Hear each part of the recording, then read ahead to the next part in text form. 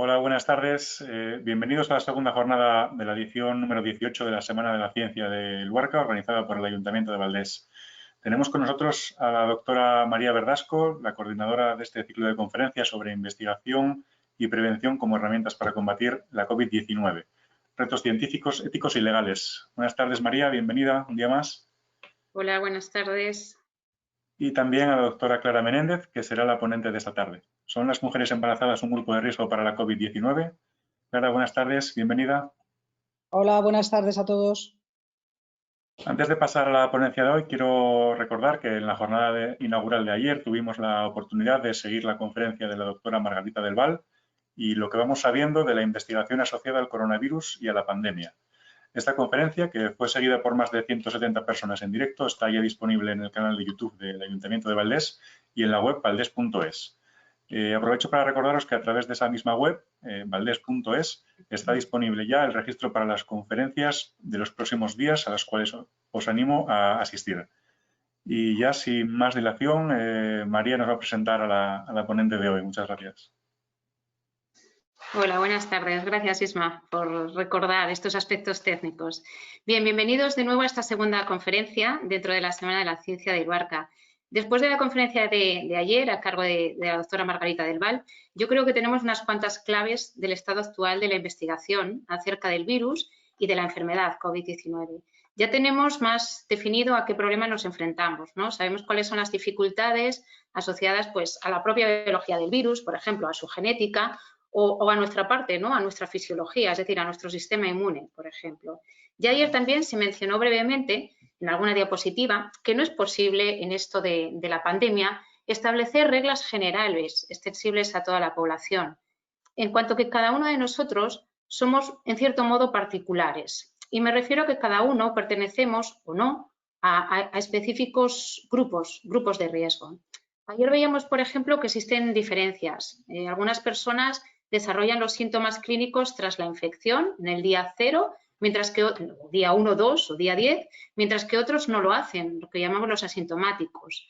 Entre los que desarrollan, algunos desarrollan síntomas leves, pero otros tienen sintomatologías mucho más graves. Margarita nos contaba también ayer que el virus, por ejemplo, afecta por desigual a hombres o a mujeres. También influye en nuestra edad o si tenemos patologías previas, ¿no? Todos sabemos, por ejemplo, la obesidad o la diabetes, que son factores de riesgo. Ahora bien, yo creo que si hay un grupo de la población que a todos siempre nos genera inquietudes, ya no solo hablemos del virus de la COVID-19, de la enfermedad de la COVID-19, sino que hablemos de cualquier enfermedad, hay un grupo al que queremos proteger al máximo, su salud. Y es precisamente, yo creo, el grupo de las mujeres embarazadas y los recién nacidos. Hoy, por tanto, afrontamos la conferencia desde un ángulo más específico, desde el ángulo de la salud materna. Entendiendo como tal como la salud materna, no solo la salud de la mujer, del embarazo, del parto o el posparto, sino también el paso previo, la planificación familiar. Para ello contamos con la experiencia de una gran experta en el área, que es la doctora Clara Menéndez. Clara Menéndez es licenciada en Medicina por la Universidad Autónoma de Madrid y doctora en Medicina por la Universidad de Barcelona. Actualmente es directora de la iniciativa y del programa de salud materna, infantil y reproductiva en el Instituto de Salud Global ISG Global, aquí en Barcelona. Esta iniciativa tiene como objetivo asegurar que todas las mujeres y niños, independientemente de dónde nazcan o de dónde estén viviendo, tengan acceso a servicios de salud de calidad. Un objetivo, yo creo que desde luego, viendo todas las personas que viven en situaciones de vulnerabilidad en diversos continentes, yo creo que no va a ser muy fácil de conseguir. Excelente labor la que hace esta institución. La doctora Menéndez ha publicado más de 200 artículos, ha dirigido más de 14 tesis doctorales de estudiantes europeos y de estudiantes africanos, muy importante este dato.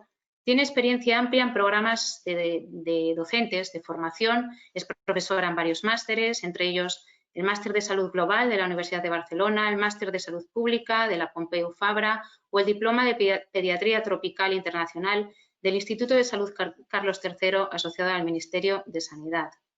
Bien, entre otros cargos, tiene muchísimos, pero vamos a destacar este. Clara Menéndez es asesora de la Organización Mundial de la Salud, de la OMS, en temas asociados con el control de la malaria en niños y mujeres embarazadas. Este trabajo le ha llevado a recorrerse prácticamente todo el mundo.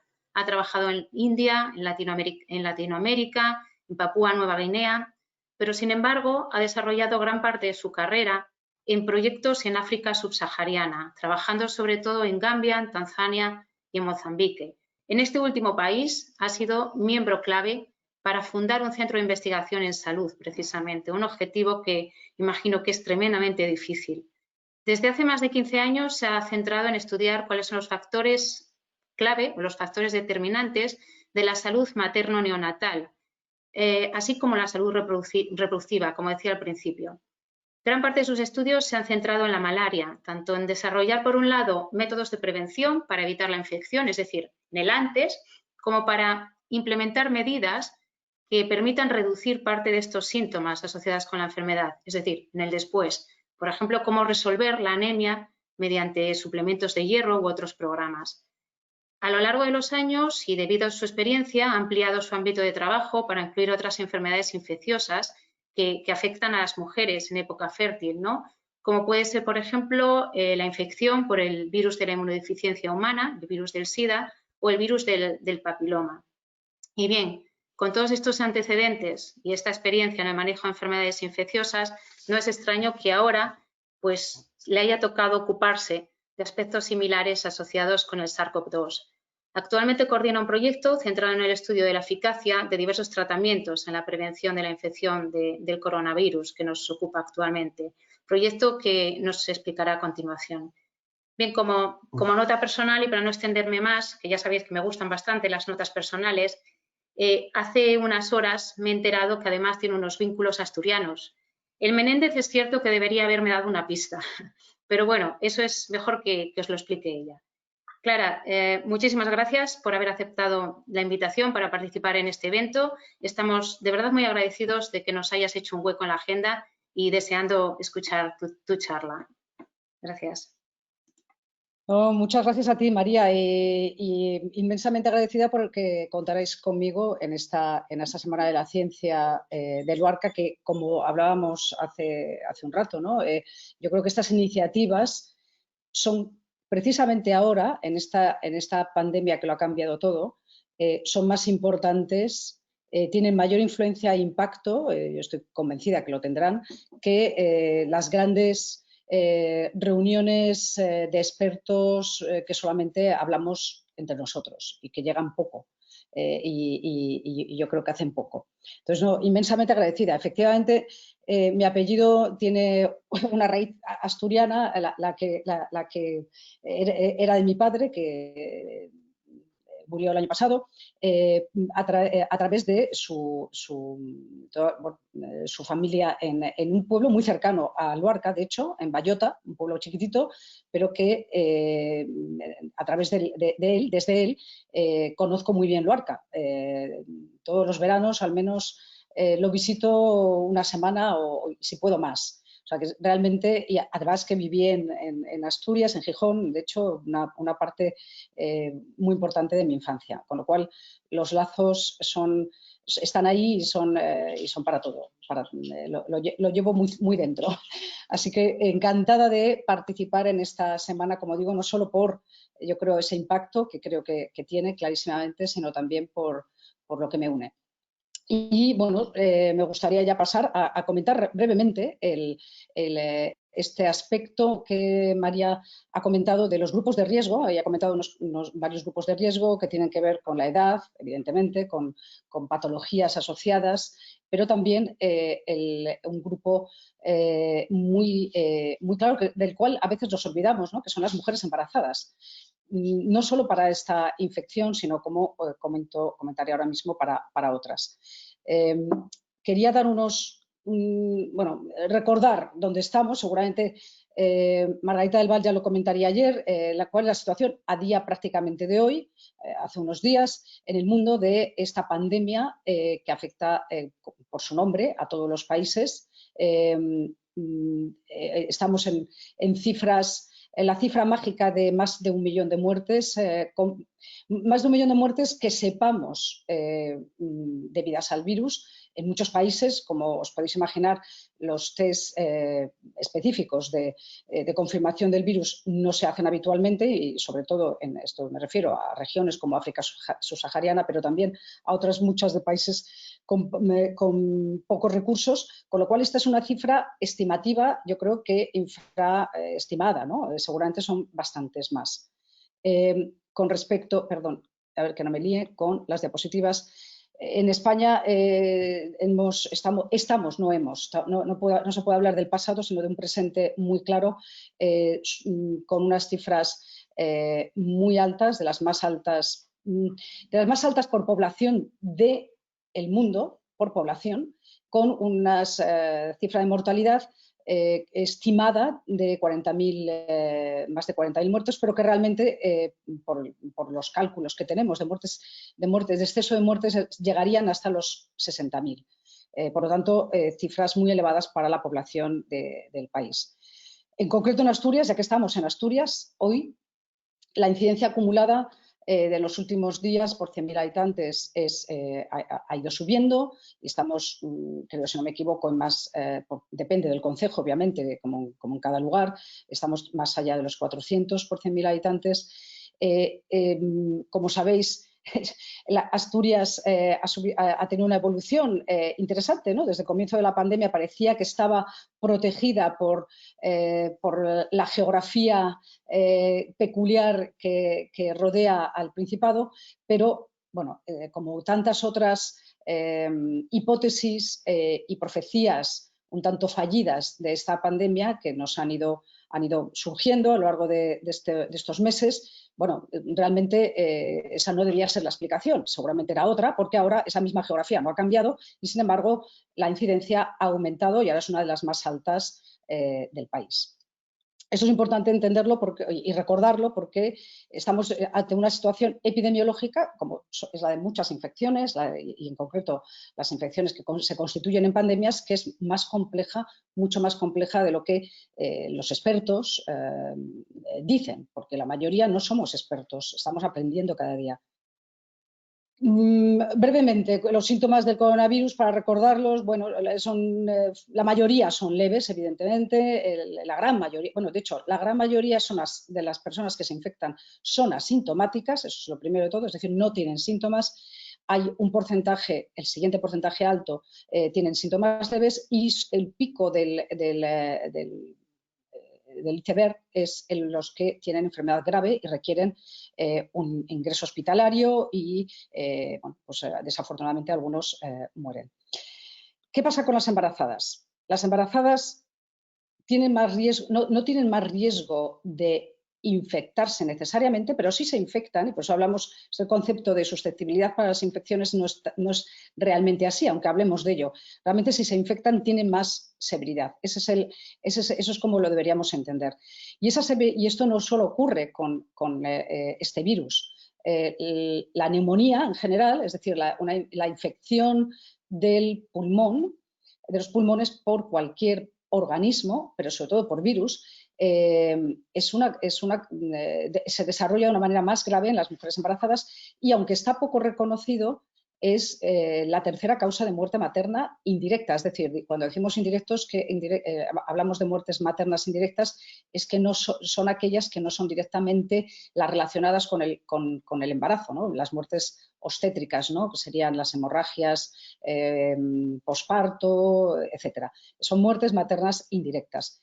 El 25% de las mujeres embarazadas que tienen una neumonía ingresarían en la UCI. Y esto ya se empezó a ver, y hay datos ya que lo muestran, estudios evidentemente de la época, no con todos los criterios que reconocemos en la teoría epidemiológica, pero que muestran que en la gripe de la pandemia de 1918, ya la tasa de mortalidad en las embarazadas se vio que era mucho más elevada que en las personas no embarazadas, llegando casi al 50%. Con la epidemia del SARS, del anterior coronavirus, del 2002-2003, que aquí prácticamente no afectó a nadie, pero fue en el sudeste asiático, Las embarazadas, los datos que se recopilaron y de los cuales se hicieron muy poco caso, ahora los estamos volviendo a estudiar, las embarazadas tenían un 4 veces más riesgo de ingresar en un hospital, aunque no se determinó entonces que tuvieran más riesgo de muerte que las no embarazadas. De nuevo, sabemos que la epidemia de la gripe A, de la influenza, del H1N1 del 2009, también se vio que en determinados lugares del mundo más del 50% de las embarazadas infectadas con este virus de la influenza requirieron ingreso en la UCI, más de un tercio requirieron una ventilación mecánica y la tasa de mortalidad era elevada. En estas epidemias anteriores a este coronavirus, ¿qué pudimos ver? Pudimos ver y comprobar que había complicaciones maternas y complicaciones en el recién nacido. Entre las maternas, como digo, la enfermedad era más grave, se veía insuficiencia renal y muerte. Y en el recién nacido había más frecuencia de un parto prematuro, de retraso de crecimiento, de abortos espontáneos cuando ocurría la infección al principio del embarazo y de muerte perinatal. Sin embargo, en estas pandemias anteriores, o epidemias más que pandemias, del SARS anterior y del MERS, no se determinó que hubiera una transmisión del virus de la madre al feto. Se estudió y se ha estudiado, pero no se vio. ¿Qué ocurre ahora entrando ya en la materia de esta pandemia en la que estamos inmersos? ¿Qué ocurre con esta pandemia? Bueno, desde el comienzo, y hablamos de marzo, fundamentalmente, en este momento había muy poca información sobre el virus y cómo afectaba el virus a las embarazadas, y de hecho había algunos artículos, también en periódico, no solamente científicos, sobre todo en prensa, que sugerían que las embarazadas no tenían mayor riesgo de complicaciones que las mujeres no embarazadas. Realmente podían estar despreocupadas o no preocupadas porque no les afectaba más, el riesgo era el mismo. Después de 8 meses de pandemia y de estudios básicamente basados en la recogida de información de manera rigurosa, hemos ido viendo otras cosas. Y el estudio que me refiero aquí, que es el más grande, por el CDC americano, el Centro de Enfermedades del gobierno americano, se recogieron los datos de 400.000 mujeres con infección por COVID, entre las cuales había un número importante de embarazadas. Entonces se compararon las embarazadas y las no embarazadas de la edad reproductiva. Entonces, comparado con mujeres no embarazadas infectadas, las embarazadas infectadas se ha visto y se ha comprobado claramente que tienen entre 2 y 3 veces mayor riesgo de ingresar en una unidad de cuidados intensivos y de requerir lo que todo el mundo ya conoce bien, ¿no? La intubación mecánica y, por lo tanto, estar expuestas a complicaciones graves. También se ha visto, y esto es muy importante porque hace unos meses esto no estaba detectado, que tiene un riesgo relativamente mayor, significativamente mayor, de muerte. Cuando se comparan con embarazadas no infectadas, mujeres embarazadas no infectadas, las embarazadas infectadas tienen un mayor riesgo de parto prematuro, lo cual tiene consecuencias evidentes en el riesgo de complicaciones de entrada. De momento, como estos datos se están recogiendo de países con sistemas buenos sanitarios, no ha habido muertes reportadas en recién nacidos de mujeres embarazadas por el hecho de estar sus madres infectadas. Entonces, la gran pregunta, una de las preguntas que nos hacemos y que no solamente se refiere a esta infección, como digo, es por qué las embarazadas tienen un mayor riesgo de complicaciones si se infectan con este virus. Insisto que tiene mayor riesgo de complicaciones, no de infectarse. El riesgo de infectarse cuando están en contacto con alguien infectado es el mismo que si no estuvieran embarazadas. Pero si están embarazadas, su riesgo de complicaciones es mayor. Y esto es debido a varias explicaciones. que conocemos por encima, digamos. El primero de ellos es su sistema inmune. El sistema inmune de las embarazadas es un sistema inmune que funciona bien, adecuadamente, evidentemente reacciona adecuadamente a las vacunas, pero está orientado a no rechazar al feto.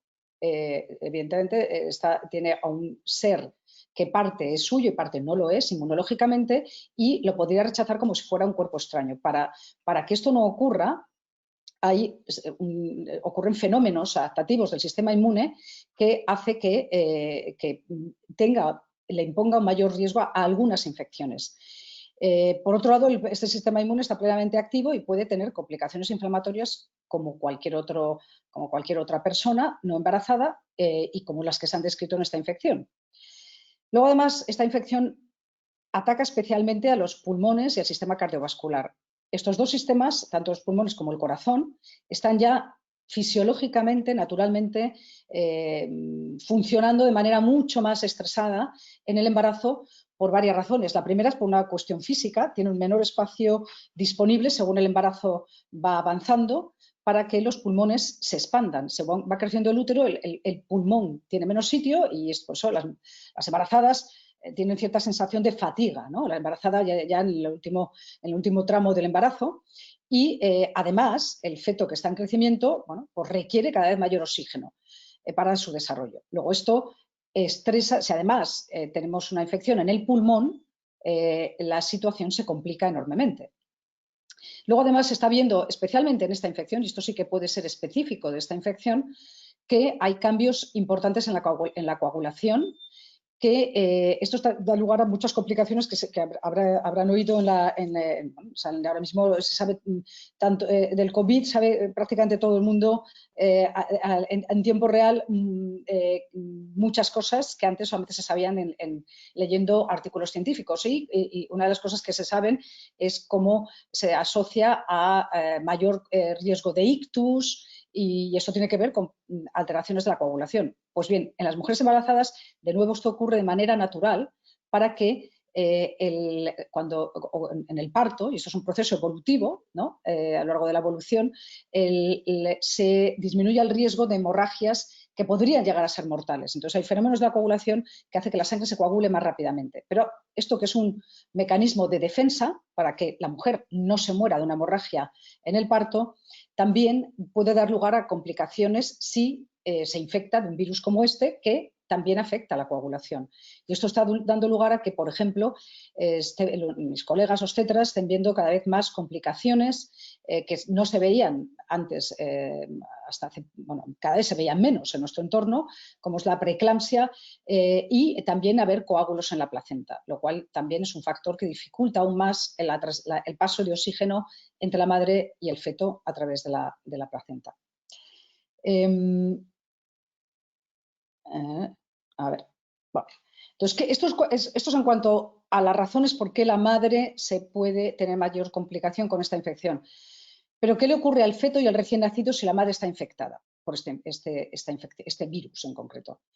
Bueno, sabemos también, y eso es información que se va recogiendo según la pandemia va avanzando y va habiendo más mujeres que se embarazaron al principio de la pandemia, de hecho, que aunque es poco frecuente, el recién nacido puede perfectamente infectarse si la madre, sobre todo, se infecta al final del embarazo. Sin embargo, todavía es pronto para saber si los efectos de la infección en el embrión, si la madre se infecta al principio del embarazo, o cuáles son estos efectos, porque es cuando se están formando los tejidos y órganos. Esto todavía ahora, en estos últimos meses del año, noviembre, diciembre, están teniendo lugar los partos de las mujeres que se infectaron quizás al comienzo de la pandemia. Pero, entonces es pronto para decir si esta infección que ocurre muy pronto, esta exposición que decimos dentro del útero al virus, muy al principio de la gestación, tiene algún efecto en el embrión, en el desarrollo de los órganos, si puede haber malformaciones, cómo se traslada en el tiempo, cuál es el efecto a medio y a largo plazo, porque todavía es pronto. Esperamos que esos efectos no ocurran, pero no lo podemos descartar completamente. Lo que sí podemos decir es que el crecimiento del feto de una mujer embarazada infectada en los últimos meses, sobre todo, se afecta negativamente, no ya por el virus en sí, pero por cuestiones como la fiebre alta y todos los síntomas graves que pueda tener la madre debido a esta infección. Como digo, por los coágulos, especialmente en la placenta, que impiden o dificultan que el oxígeno llegue al feto. Por lo tanto, el niño nace o prematuro o con un retraso de crecimiento, lo cual hace que el tamaño, el peso, sea más pequeño. En cuanto al riesgo de transmisión vertical, que es esto que mencionaba antes, es decir, si realmente el niño se infecta, tiene una infección congénita por la transmisión vertical, como digo, esto está todavía en estudio. Sí sabemos que en un estudio relativamente reciente, muy preliminar, en cuanto a los resultados de datos recogidos de marzo a octubre, la probabilidad o la prevalencia o la frecuencia de infección comprobada por PCR media es menor del 3% en este grupo de mujeres embarazadas y entre el grupo de poco más de 600 recién nacidos con una PCR positiva. Esta frecuencia de infección no llegó al 3%. Lo cual es pequeño, pero bueno, no existe y hay que documentarlo y hay que seguir a estos niños, evidentemente. Me gustaría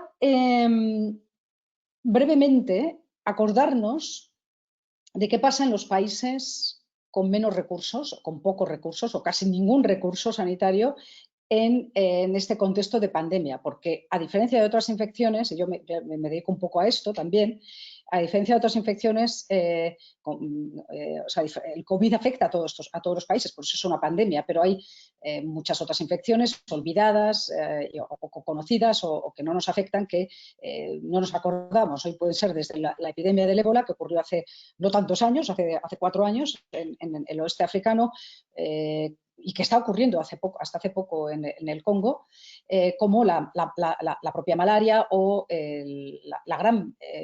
la pandemia del HIV, que afecta sobre todo a los países más pobres.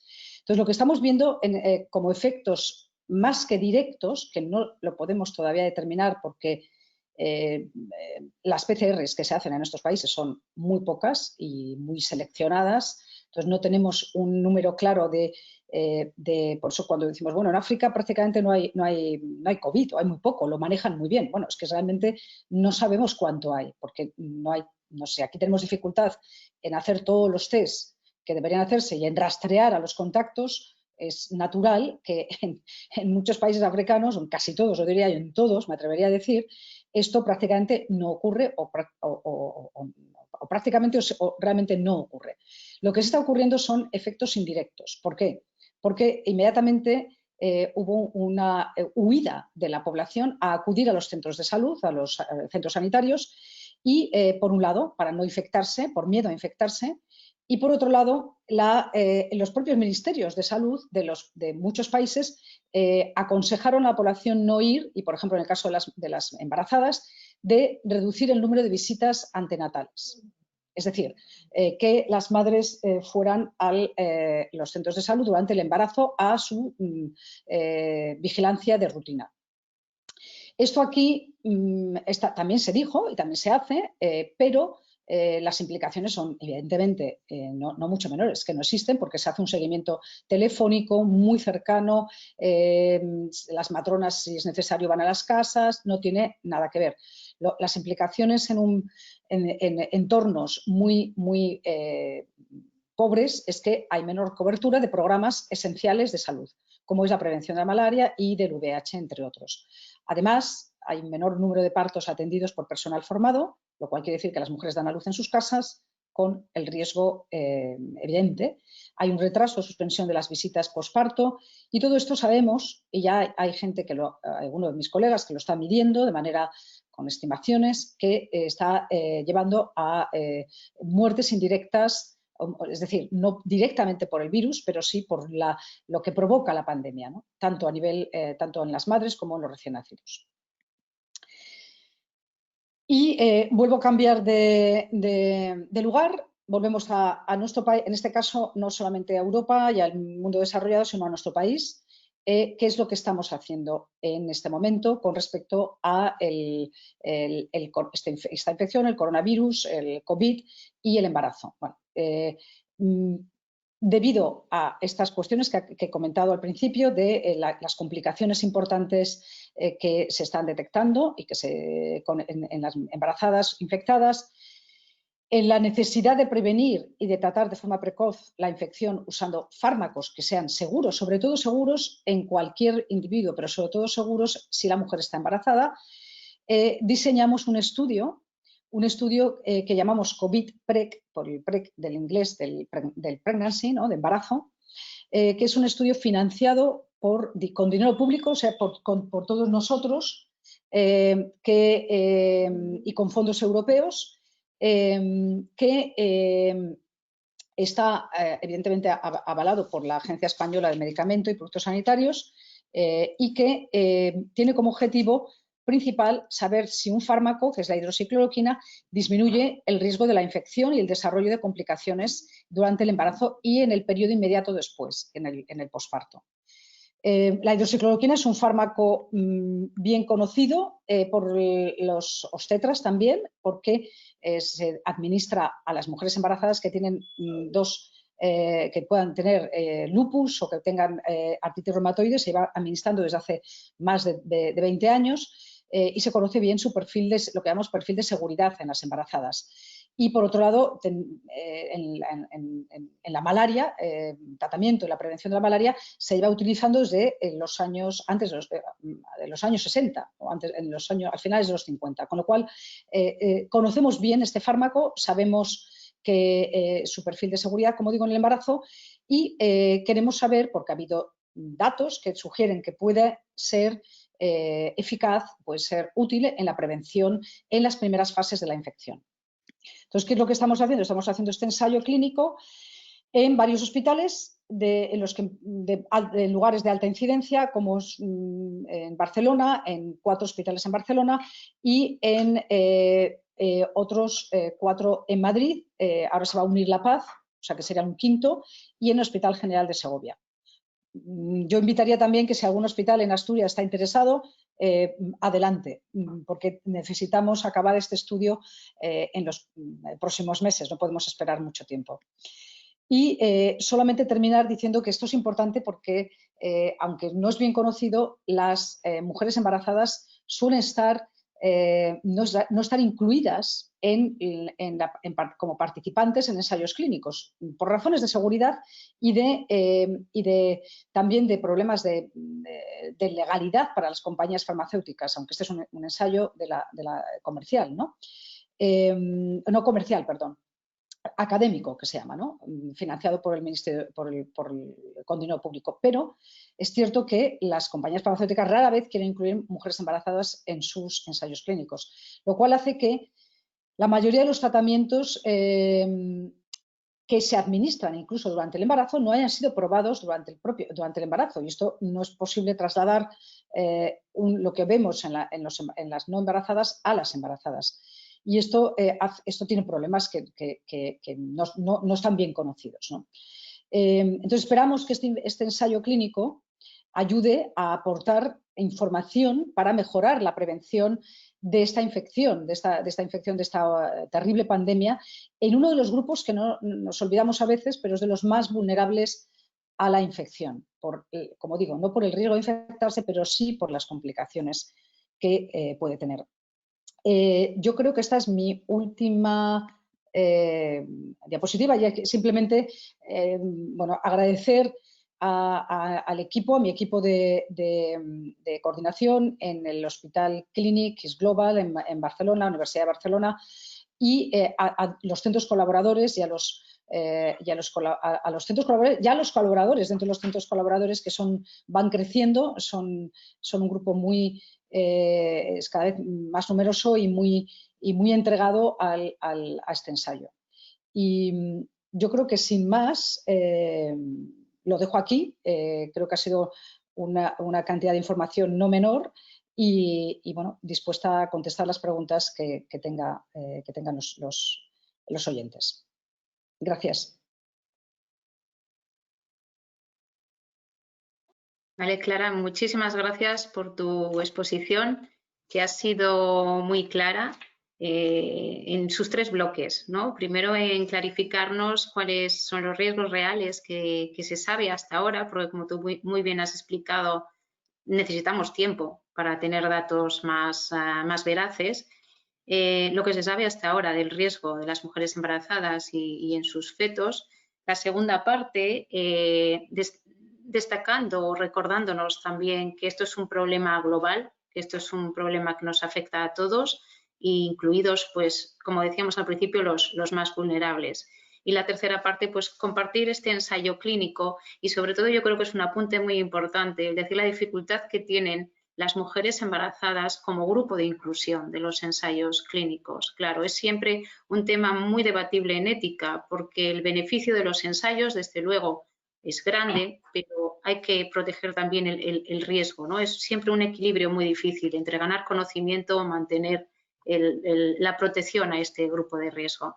Bien, existen varias preguntas, pero antes de empezar con las preguntas quería leer un comentario, más que una pregunta que ha llegado y bueno, que es un relato de primera mano, ¿no? Dice, buenas tardes, me parece muy interesante este tema, especialmente porque a principios de septiembre di positivo en la PCR y a los pocos días de enterarme del positivo me enteré que estaba embarazada de 6 meses. Ahora mismo el embarazo aparentemente va bien y me están haciendo un poco más de seguimiento, pero noto que hay muy poca información sobre ello y no me hablan del tema. Tengo cierta preocupación por cómo ha podido afectar a mi bebé. Muchas gracias. Unido al comentario, pues también hay una pregunta con respecto a, bueno, un poquito también en todo el boom de información que estamos teniendo, ¿no? Recibimos noticias de muchos sitios, de muchas fuentes distintas. Entonces, preguntan cuál es, si le puede recomendar algún sitio donde pueda realmente leer de forma actualizada información de este tema. Te contesto, no sé. Sí, por favor. A ver, realmente, bueno, sí, hay la información, podríamos dividirla en información de divulgación, de conocimiento, para personas que no tienen una formación médica, ¿no? Sanitaria, y información más científica. A ver, hemos ido, nuestro grupo, con nuestros colaboradores, hemos ido publicando en periódicos artículos de divulgación. Yo diría que, y no sé de muchos más, no sé de muchos más divulgadores que en esta temática. Recordar, bueno, también me gustaría recordar que este es el único ensayo en embarazadas que se hace en el mundo en temas de COVID. Por lo tanto, realmente lo digo porque no hay tanta información, tampoco por ahí fuera. De hecho, la primera información científica que ha existido viene de China, de nuestros colegas obstetras en China que la recogieron. Hay información, cada vez hay más información publicada en revistas científicas, no mucha, y yo creo que es buscar en Internet embarazadas COVID y salen cosas, algunas de las que hemos publicado con nuestros colaboradores. Eso en cuanto a dónde conseguir la información. El comentario de esta persona que está embarazada, creo que está embarazada todavía, no estoy segura. A ver, sí. A mí me gustaría tranquilizarla, sobre todo porque entiendo que no está enferma, ¿no? Que la PCR, no, a ver, no, habría que hacer más preguntas, ¿no? Para entenderlo y poder contestar mejor, pero si fue una PCR, un test aislado por la razón que fuera, sin tener síntomas, quiere decir que no estuvo enferma. Y además entiendo que eso fue casi a mitad del embarazo. Si ahora eso está más avanzado y esa PCR ya será negativa o en cualquier caso la infección está superada, yo diría tranquilidad. Tranquilidad, que evidentemente lo habrá hablado con su obstetra y pues tendrán que hacer un seguimiento del niño cuando nazca y seguramente valorar o hacer algún test serológico para saber si ha habido paso de anticuerpos al feto, etc. O sea, es un poquito más complejo, pero yo el mensaje que transmitiría, con lo poco que sé del caso, es de tranquilidad. De acuerdo, también preguntas similares, en el caso también de mujeres sanas embarazadas, que dudan de seguir con, por ejemplo, con programas de preparto u otras actividades o con el trabajo, ¿no? Que por un lado, por ejemplo, los programas de preparto benefician al embarazo y al bebé, pero temen aumentar el riesgo, ¿no? ¿Cuál es tu recomendación al respecto? Pues de un equilibrio, ¿no? Entre exponerse lo menos posible y hacer una vida normal, lo que buscamos todos, ¿no? Yo creo que las embarazadas en este momento tienen que, con esta epidemia, tienen que tener más cuidados que las personas no embarazadas en cuanto a las medidas de protección. Que tenemos que, ojalá este ensayo demuestre que este fármaco también protege y se pueda dar de una manera preventiva, ¿no? O cuando exista una vacuna, yo creo que no van a ser las primeras en vacunarse, yo no, espero que no sea así, porque primero hay que ver la seguridad en los no embarazadas, pero yo diría hacer una vida sin ansiedad, por lo tanto, lo más normal posible, protegiéndose, es decir, no arriesgarse, la mascarilla, pues siempre que haya elementos de riesgo, ¿no? Pues si sales a tomarte algo, llevarla siempre puesta, quitártela lo menos posible y evitar espacios cerrados con gente que no sea tu casa, evidentemente, ¿no? Evitar los lugares que ahora cada vez lo sabemos más y mejor, en los que puede haber transmisión a través de aerosoles, ¿no? Y pocos ventilados, etcétera. Eso yo diría que todo el mundo debe evitarlos, pues las embarazadas más, pero el resto yo creo que hacer una vida normal, el trabajo, los ejercicios de preparto son muy importantes, buscar quizás modos de hacerlos en grupos menores, zonas más ventiladas, o sea, buscar las maneras de que las situaciones de riesgo no se den. ¿Son las mujeres embarazadas un grupo prioritario a la hora de recibir las primeras vacunas? ¿Están o estarán o consideras que pueden estar incluidas? A ver, por un lado, yo creo que lo has dicho antes, o sea, es el riesgo-beneficio, ¿no? Que es la cuestión ética también, el riesgo-beneficio. Y aquí hay una cuestión en el riesgo de seguridad. A ver, yo creo, y esto a ver, lo vemos también con los fármacos, ¿no? Los ensayos clínicos con fármacos, con productos sanitarios, se hacen primero en población no embarazada. Solo cuando la seguridad está bien determinada pasan a la embarazada. Yo diría que con las vacunas debería hacerse algo parecido, es decir, vacunar a la población no embarazada, entendiendo que, y es curioso, ¿no? Entendiendo que las embarazadas son una población de riesgo. Y claro, ahora seguramente cuando nos digan, se están estudiando las estrategias de vacunación, algunos países ya las tienen hechas, el gobierno de España lo están haciendo estos días, me imagino que dirán primero la población de más riesgo, sanitarios, ancianos, personal que está, pues a lo mejor profesores, personal que está muy expuesto, ¿no? Policías, etcétera. Yo dudo que las embarazadas, a pesar de ser de riesgo, entren en ese grupo y creo que no deberían entrar. Creo que deberían seguir protegiéndose mucho, como digo, ¿no? Protegiéndose dentro de un nivel de hacer una vida normal, ese equilibrio, pero no creo que deberían ser las primeras candidatas a vacunarse. Clara, una pregunta más técnica tenemos. ¿Es posible que los fenómenos de inmunomodulación en la embarazada reduzcan el riesgo de la tormenta de citoquinas?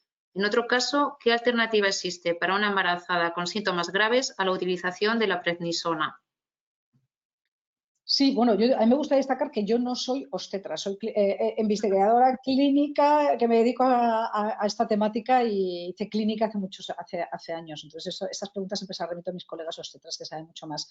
Pero es cierto que la inmunomodulación, es cierto, la persona que lo ha preguntado sabe a lo mejor es inmunóloga, pero sí, es verdad, porque esto en la malaria lo llevamos años estudiando, puede tener el fenómeno en una infección cuyos efectos negativos son sobre todo los que se deben a la tormenta inflamatoria, puede ser que tenga el efecto contrario, ¿no? y que efectivamente no tengan menos complicaciones, precisamente porque esa inmunotolerancia. Pero eso todavía no está bien estudiado, ¿eh? Es una hipótesis que es importante contemplarla. En cuanto a la prednisona, será lo sé, en el protocolo que se utiliza en embarazadas con COVID graves, ingresadas con COVID graves, será prednisona también, como los no embarazadas. Está recomendado y ha funcionado bien. Preguntas asociadas con la lactancia. ¿Qué ocurre si he sido sintomática leve? ¿Puedo dar el pecho al bebé después del parto? Entiendo que ha sido sintomática durante el embarazo. El embarazo y que ya no lo es y que a lo mejor ya tiene una PCR negativa y tiene anticuerpos, etcétera. A ver, la OMS recomienda la lactancia materna en esos casos. Yo creo que mientras la OMS lo recomiende y no haya evidencias de transmisión porque ya no está infectada, ningún problema. Otra cosa es que esté infectada en ese momento, esté sintomática, entonces no sería recomendable, pero si ha sido durante el embarazo, ya no lo es. La OMS no lo contradice. La OMS quiere decir la Organización Mundial de la Salud, que no es. Sí.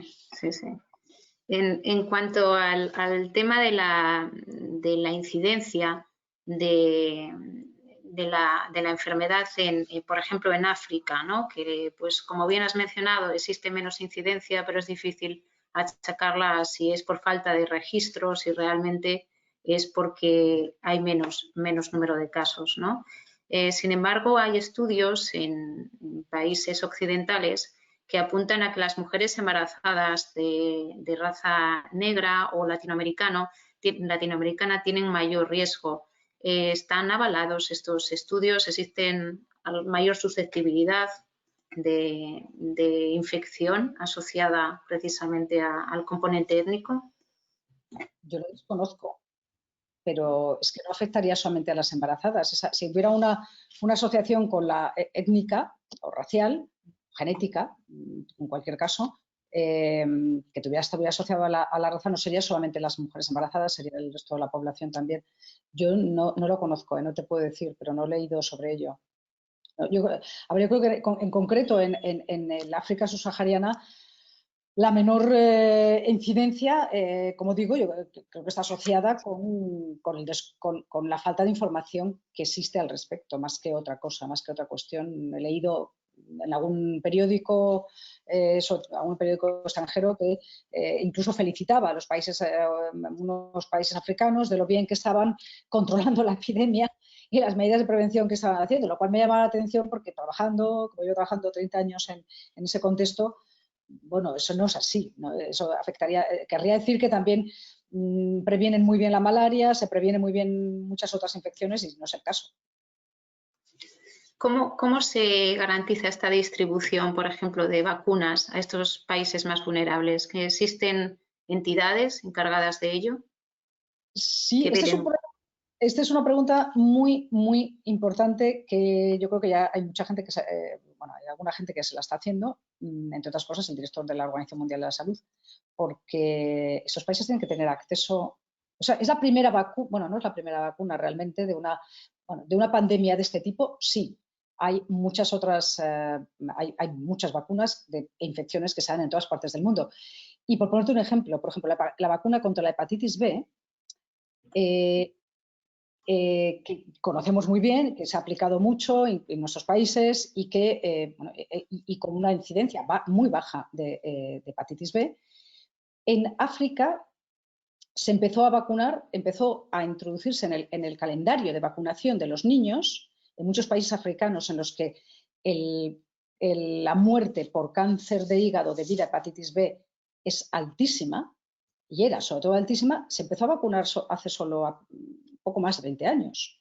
Es decir, que han sido los últimos de la cola con mucho, a pesar de tener incidencias muy altas. ¿Qué va a pasar cuando exista una o varias vacunas de COVID en estos países? Pues yo creo que pueden ocurrir varios escenarios. Esperemos que no el peor, que es el que no lleguen allí o que tarden muchos años en llegar. Hay una iniciativa que se llama Gavi, es una alianza para que las vacunas lleguen a los países que las necesitan, que no pueden pagarlas. Entonces, yo creo que esta alianza, en la que contribuye España contribuye de manera muy importante a esta alianza. Le han dado, por cierto, el premio Princesa de Asturias de este año se ha dado a Gavi, o sea que se conoce bien en Asturias esta iniciativa. Y yo creo que es un premio muy, muy, muy merecido de cooperación. Bueno, pues esta alianza precisamente se encarga de romper la desigualdad en el acceso a las vacunas. Entonces yo confío que los países, pero claro, depende de los fondos que ellos tengan, que vienen de los países ricos. España, como digo, ha dado mucho dinero a Gavi. La OMS, la Fundación Gates ha dado mucho dinero y muchos países que dan dinero, países europeos. Entonces confío que se pueda canalizar a través de ellos, pero hay muchas dudas porque todo el mundo va a querer esta vacuna, no ya unos cuantos en algún país que la necesitan, sino absolutamente todo el mundo. Algunas preguntas más prácticas o más de miedos que tienen mujeres embarazadas o que acaban de dar a luz, ¿no? Y muy prácticas. Preguntas sobre la distancia que debe mantenerse con el bebé, en el tema de familiares y quién, ¿no? O si pueden colocar algo sobre el bebé a modo de telas, en vez de mascarillas, para protegerle cuando lo saca de paseo.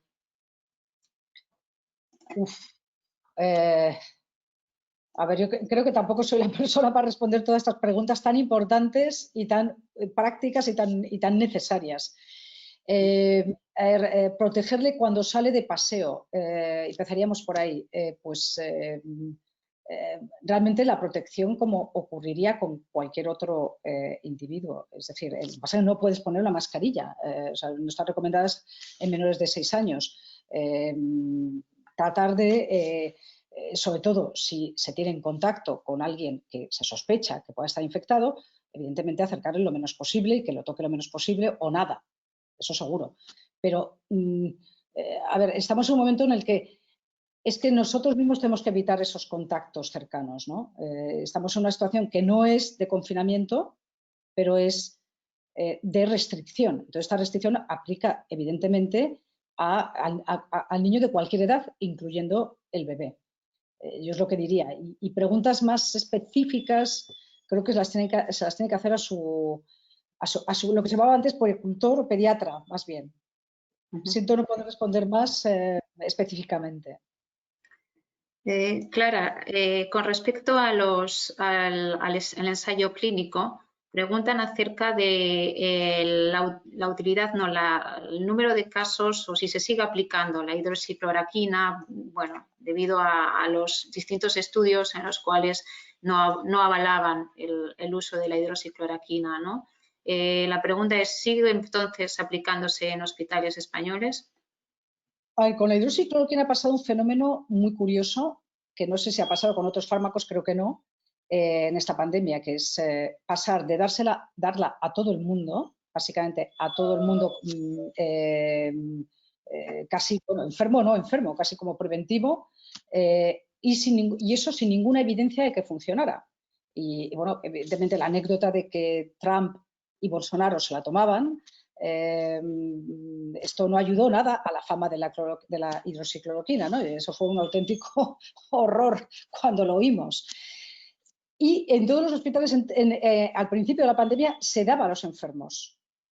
Era uno de los fármacos de protocolo. Y no había ninguna evidencia. Y claro, nos quedamos realmente extrañados. ¿Por qué lo están dando? Ah, bueno, porque creemos que funciona, pero esto no es ciencia. O sea, bueno, y es entendible, pero hemos hecho un mal uso de la ciencia médica, de la investigación clínica durante estos meses. Por el otro lado, por el otro extremo, hemos pasado a una condena absoluta de este fármaco, como si fuera el veneno público. Y esto no lo es, evidentemente tampoco. No sabemos si es útil en la prevención. Lo que sí sabemos es que los últimos estudios que han sido recientes, que se han hecho en grandes estudios en enfermos ingresados, comparándolo con otros fármacos que tampoco han funcionado, no han funcionado. Es decir, el famoso Remdesivir, que cuesta como 10 veces más que la hidroxicloroquina, porque la hidroxicloroquina es un fármaco muy barato, no funciona tampoco, y la hidroxicloroquina tampoco. En los enfermos ingresados graves. En la prevención no lo sabemos y por eso se está haciendo el ensayo. En la prevención hay varios estudios, de hecho hay uno en ancianos, en residencias de ancianos, que también se está utilizando la hidroxicloroquina para prevenir. Y hay también otro estudio, también financiado por el Ministerio de Salud, para ver si funciona como prevención en personal sanitario. Luego, esto queremos completarlos en los próximos meses para decir, bueno, ¿funciona o no funciona? Pero para esto, sabemos para lo que sí y para lo que no. Claro, ¿existe algún registro español similar a este que nos comentabas americano? ¿Un registro de una base de datos de mujeres embarazadas? Sí, la Sociedad Española de Obstetricia y Ginecología lo empezó, yo creo que desde finales del mes de marzo, primeros de abril, y se está siguiendo. Claro, no es tan numeroso como el de las americanas, en Estados Unidos, vaya, pero sí se está haciendo un registro. Sí. Vale, era la última pregunta de los asistentes. Yo tengo una para finalizar y es un poquito, sé que es una pregunta de respuesta difícil, a lo mejor no la podemos asumir con respecto al SARS-CoV-2, pero por homología con otros virus, ¿no? La pregunta no es tanto al efecto sobre el bebé en las primeras etapas de su vida, sino en sus épocas adultas, ¿no? Existen, distintas teorías que dicen que lo que la madre, por ejemplo, consumo de alcohol o, otros fármacos psicotrópicos y demás, pueden afectar a que la persona o su hijo de forma adulta desarrolle una patología o no. Me explico, una mujer que abusa del alcohol y su hijo tiene mayor susceptibilidad de ser diabético años después. Esto ocurre, como digo, para algunos compuestos químicos o estos hábitos de vida. Lo que no sé es si los agentes infecciosos o si el haber estado sujeto a infecciones tiene algún efecto similar. Es una pregunta, te diría que es la pregunta del millón, pero no solo para esta infección, sino para muchas otras. Ahora mismo la respuesta, como tú dices, o sea, no te la puedo dar, no lo sabemos. Los efectos a medio y largo plazo de la exposición en útero a este virus o a otros virus o a otras infecciones, por ejemplo, la malaria, no están bien conocidas. O sea, aparte, más allá de que pueda haber detectemos el virus, por ejemplo, en la placenta o incluso en el recién nacido, pero ¿cuáles son los efectos a largo plazo? ¿Cómo puede afectar, por ejemplo, el desarrollo de otras patologías en el adulto, en el adolescente o a lo largo de la vida? No lo sabemos. Pudiera ser, o sea, claro, pudiera ser o no. Y cómo saberlo tampoco es fácil.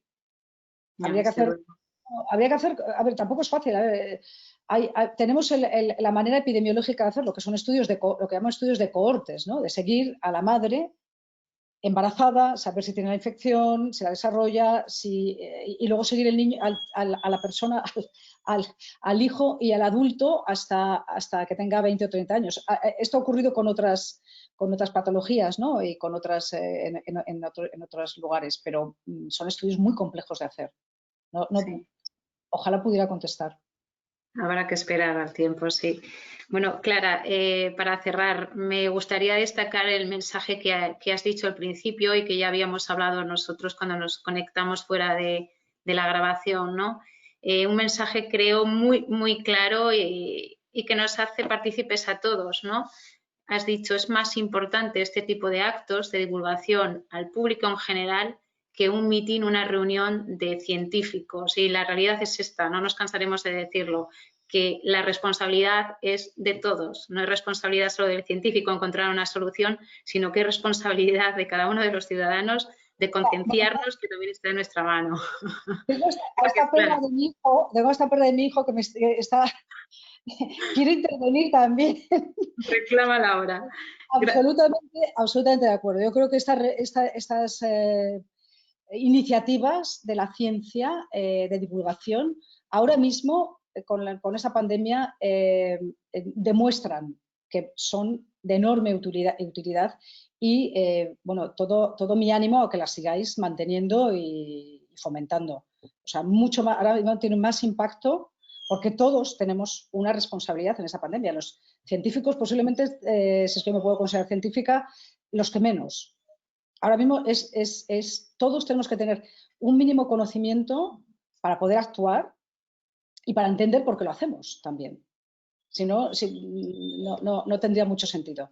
No, absolutamente de acuerdo contigo, María, y muchísimas gracias de nuevo por la invitación y no, espero que esta semana dure muchos años. Sí. Muchas gracias, Clara. Que vaya muy Muchas bien. gracias, Clara. A vosotros. Una ponencia muy explicativa, de verdad. Un placer contar contigo en este ciclo de conferencias. Y así Espero que la próxima vez... en cuanto la situación se vaya normalizando. Sí, espero que lo que más me duele es no ir allí. O sea, a ver si la próxima vez no puedo ir y tomamos una sidra en Luarca. Seguro que sí. Muchas Venga, gracias. hasta luego. Adiós. María, muchas gracias por la coordinación de las preguntas. A ti también. Y bueno, esto ha sido la segunda jornada de la Semana de la Ciencia del Luarca 2020. Muchas gracias a todos los asistentes y a todos los que nos han enviado preguntas para completar esta conferencia. Solamente recordaros que esta ponencia será colgada en la web municipal valdes.es para que todos aquellos que no pudieron seguirlo en directo y que puedan consultarlo. Y mañana, miércoles 25, a las 7 de la tarde, tendremos la tercera conferencia a cargo del doctor Lluís Montoliu sobre las herramientas CRISPR de edición genética, el Nobel que pasó de largo. El registro de esta conferencia está ya disponible en la misma web, valdes.es, así que os esperamos a todos mañana a las 7 de la tarde. Buenas tardes. Buenas tardes a vosotros. Hasta mañana a todos. Bueno, sois